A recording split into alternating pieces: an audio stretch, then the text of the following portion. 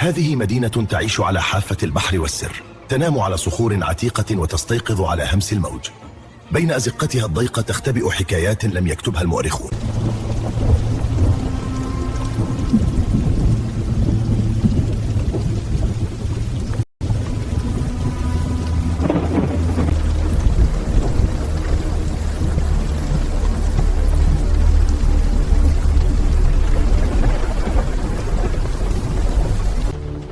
مرحبا. سيد حسان؟ نعم، من معي؟ وجدنا توقيعا آخر، نفس الرمز على السطح هذه المرة. على السطح متى؟ قبل 10 دقائق، والجرحى كثيرون.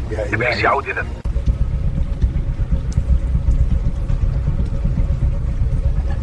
لست وحدي هنا. من هناك؟ هدوء، كل شيء صامت. أين أثركم؟ لا تختفي، أنا أراك هناك.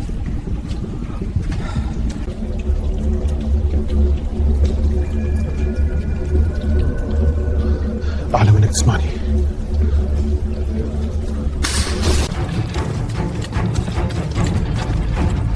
هذه المرة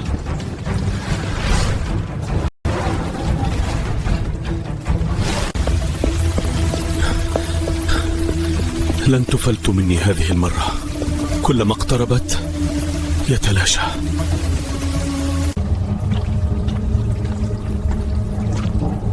من أنت؟ من كنت تبحث عنه يا محقق. أنا. اسمعني!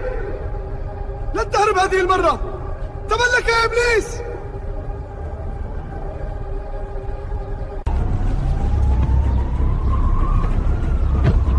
لعنة على السطح.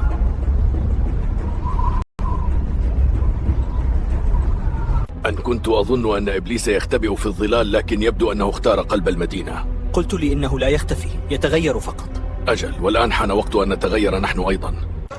هو قال إن الطرد يتسلم عند عربة الفاكهة.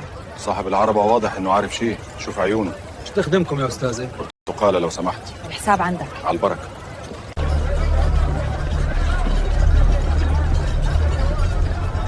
كنا نعلم أنك ستأتي إلى هنا. لقد تأخرتم، الخط ينتهي هنا.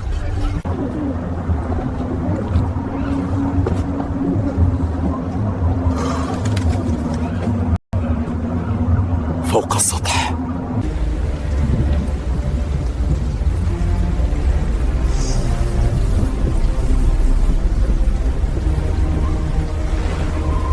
لا تتحرك خطوة واحدة بعد وأسقطك من هذا السطح يا إبليس. هل تظن أنك قادر علي يا حسن؟ جربني، أوقف ما تفعله. إذا أطلق. علي انتبه. ما عندك فرصة إبليس؟ جرب حظك. ها، أخذتها. ألم بسيط. هل هذا كل شيء؟ ولا تتحرك. متأخرة. بسرعة. بسرعة. لسه وين؟